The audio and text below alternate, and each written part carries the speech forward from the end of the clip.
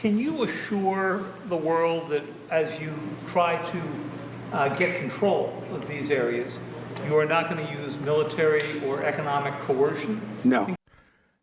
Hey, what's up? Welcome to my channel.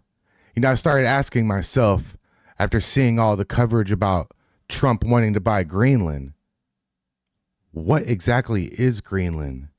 I mean, I know what you know, that Greenland is ice and Iceland is green. But beyond that, I mean, I just found out that the capital city was called Nuke. I had no idea. I also just found out that there was about 58,000 people who live there. That's it. The city I live in has about 12 million. So that's not very many people, especially when Greenland apparently is about as big as all of Europe. But why would we want a frozen tundra? Let's find out together. And like always, if you like my content, if you like this video, please give it a thumbs up, share it with your community. And hey, if you like my content and you want to support me, there's a free way you can do that. Subscribe to my channel. It means the world to me. Every time I open up the YouTube studio, my numbers are going up and up and up. So let's keep that momentum going, and I will keep making content. I don't want to just make liberal tier compilations. I plan on making more of those, but I want to sort of branch out and see what works. So seriously, if you like this, give me a comment. Tell me something about Greenland that this video doesn't cover. Tell me if you've been there. Tell me about your experiences. I want to know everything about Greenland, especially since we're about to own it. Most people will never step foot or even see Greenland. And yet, Greenland is the center of attention. Well, because it's this intersection of climate change, resources, economics, and geopolitics. So what does Greenland have? It doesn't have much people, 57,000. But what it does have buried underneath that ice, according to the U.S. Geological Survey, is a lot of oil, billions of barrels of oil, trillions of cubic feet of natural gas, and even more important, it has rare earth elements that are needed for things in telecommunications, like your cell phones. Right now, we get much of that from China. Oh, no shit. What? So all the stuff, all the components we buy from like Taiwan and China for our motherboards and our graphic cards, all the components that are the different types of metal, silver conductors and things like that, they have all that? They have oil? I'm starting to see the picture now. Even more than oil, even more than gas and rare earth elements, Greenland has ice. Lots and lots of ice. A ridiculous amount of ice, one climate scientist told me. How much ice? It has more than 2,500 trillion tons of ice. It's losing more than 200, 300 tons of ice each year as it melts. And it's melting faster almost every year. Hey, California needs some of that right now. That would solve the whole problem. Okay. So buying Greenland is a good idea. And what happens is that's bad news for the rest of the planet. And even though you don't realize it, Greenland is determining your future climate, and your current weather. It's a gorgeous place. Having been there, there's this beauty and the whiteness and the barren, just remoteness. Okay, that's great and all.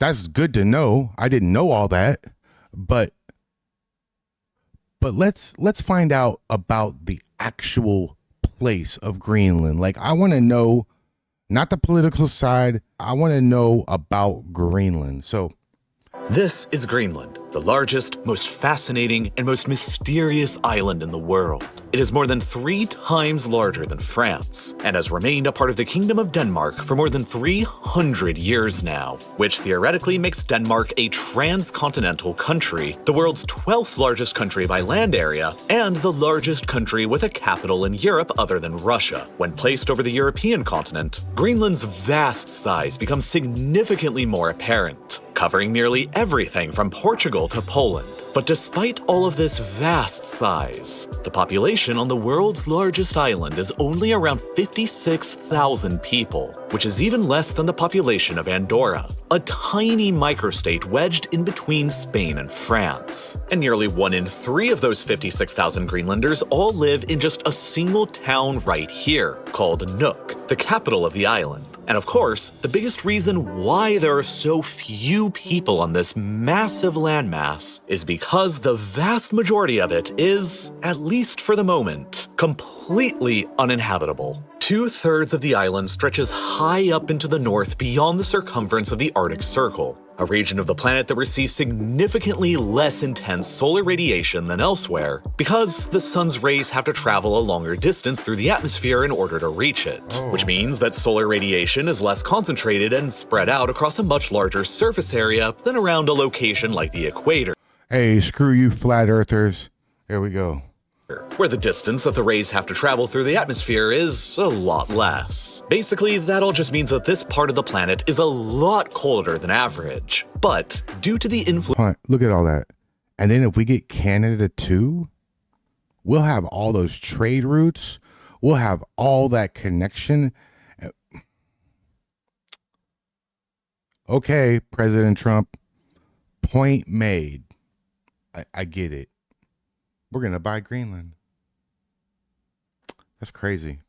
Influence of the Gulf Stream, the warm ocean current that flows northwards from the Gulf of Mexico and across the North Atlantic towards Europe, a great deal of Greenland has a lot more mild weather than you might expect for its latitude up here. The average winter temperature in the capital and biggest city, Nuuk, is still -9 degrees Celsius. The town of Iqaluit in Nunavut, Canada, is at an approximately similar latitude, but because of its distance away from the warming effects of the Gulf Stream, the average winter temperatures here are more like -27 degrees Celsius. I would and die. it's therefore significantly colder than Nuuk on average. However, the biggest and most mysterious thing to understand about the island of Greenland is its absolutely colossal ice sheet, and the unknown wonders and discoveries that are hiding just beneath it out of our sight.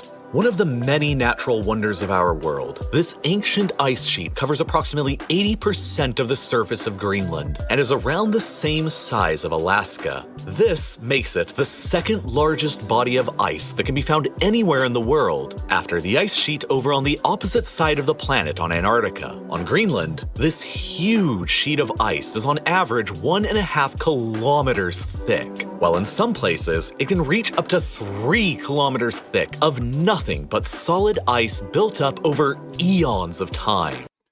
We can buy it, but I don't want to go. I'll pass. No. In total, there are some 2,850,000 cubic kilometers worth of frozen ice on Greenland that weighs approximately 2.85 quadrillion metric tons. A truly unfathomable amount of mass for us to comprehend. The sheer weight of all that ice on the surface is so tremendous that it has pushed much of the underlying bedrock in the interior of the island to be beneath the sea level. But since many mountains occur on the island around the periphery, the ice sheet is largely confined in a geographic shape that would most resemble a gigantic bowl. The coasts of the island are therefore largely free of this ice sheet and its devastatingly colder temperatures. And that's naturally why, for thousands of years now, human activity has pretty much been limited only to the coast. Yeah. Hey, look, all the stuff he said scares the hell out of me. I'll pass. I don't do well with cold weather. I'm originally from Florida and now I live in Texas. So I'm not a cold weather person, but doesn't that look beautiful? Like the little cottages, and I like how all the buildings are like solid, just the main colors. There's nothing weird. It looks nice. It looks peaceful. but it's cold. Really, really cold.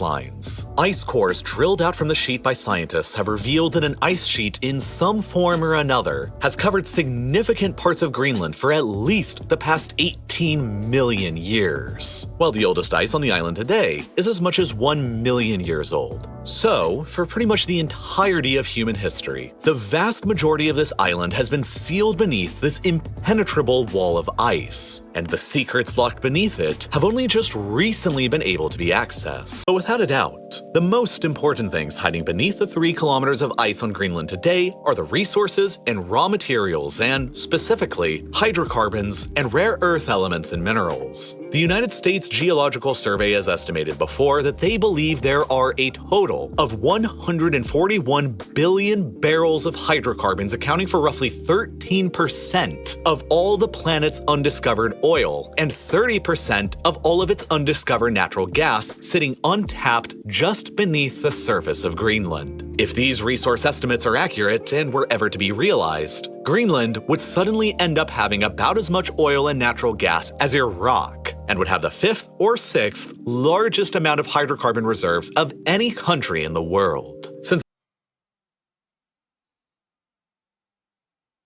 Holy cow. What? Okay. I understand now why he says this. Well, we need Greenland for national security purposes. I've been told that for a long time, long before I even ran. I mean, people have been talking about it for a long time. People really don't even know if Denmark has any legal right to it. But if they do, they should give it up because we need it for national security. That's actually, here's a timeline of the last couple hundred years in Greenland, and you can see that it says the United States took over and then gave it for the free world. I'm talking about protecting the free world. You look at, you don't even need binoculars. You look outside, you have China ships all over the place. You have Russian ships all over the place. We're not letting that happen. We're not letting it happen. And if Denmark wants to get to a conclusion, but nobody knows if they even have any right, title, or interest. The people are going to probably vote for independence or to come into the United States. But if they did do that, then I would tariff Denmark at a very high level. Yeah. He's going to tariff Denmark. I think that's what they should do. They should hold a vote. Like 57,000 people there. That's what they should do. They should hold a vote. And if 90% of the people or more, it's such a small amount of people, it might be 100%. If they want to be a part of the United States, the people who actually live there, I don't see what the issue is. If the Danish government is willing to part with it or is arm twisted to part with it, I think that would be fine. If they are tariffed into parting with the island in order to remove the tariffs, that'd be a good trade-off, you know? Wow. But you know what? This is Trump. I wonder what the Democrats think. And I wonder, in my opinion, what the only intelligent Democrat that they have thinks about the situation. It's really funny that the most intelligent Democrat is the guy recovering from a stroke. Like there's a lot of talk about Greenland, for example. Now, and I know there's a lot of freakouts, and of course I would never support taking it by force. But I do think it's I do think it's a responsible conversation if they were open to acquiring it and whether just buying it outright. I mean, if anyone think that's bonkers, it's like, well, remember the Louisiana Purchase? Well, I think Alaska was a great deal too. $50 million, I think it was. It was referred to as Seward's Folly, and now that was Alaska now. So I mean, open to having all kinds of conversations as well. And now I don't think it's not helpful to freak out, but some things might work out, some may not, but that's part of an ongoing dialogue. But he hasn't even taken office in 2 weeks. And, we really need to pace ourselves if we're going to freak out over every last tweet or every last conversation or press conference. but I really like this guy. Honestly, someone tell John Fetterman he's a Republican. Seriously, I know that's off topic, but this guy is based. I wonder if he even knows it. I bet you some people in his party don't like him. He's willing to work with the other side. That's amazing, So back in the day of kingdoms, when one ruler would go and either buy or take over a new land, he would send his firstborn son. We're a little pressed for time because we only have a couple hours of daylight, so we got to see everything, but we're really excited to be here. Thank you guys so much. Just here as tourists, seeing it looks like an incredible place. We've been talking about going for a while. I was actually supposed to be here last spring for some of the stuff I do in my free time. Tourists. Really excited to be here. Awesome country. The scenery coming in was just spectacular. So just very excited to be here. Thank you. Shout out to Charlie Kirk. He says hello. Okay. We were talking to him yesterday, so he says hello to everyone in Greenland. Wow, that was all really interesting. I learned a lot. I had no idea that Greenland was so rich in natural resources. So Charlie Kirk, if you didn't realize it, went with Don Jr. to Greenland. And I'm not going to play the whole clip. I'm going to play a little piece of it. But I wanted you to see this picture right here. When they got off the plane, there was about 100 people waiting for them. And they were all wearing red hats. Greenland is MAGA. That's crazy. As a side note, a young boy comes up. He says, Charlie. I said, oh, hey, how are you? He says, I follow you on TikTok. I need to show you something. He shows me his phone. He says, in my village, 3 hours from here, when we just kind of go out into the countryside, we find rubies the size of baseballs. I said, what? He said, we have rubies the size of baseballs in my village.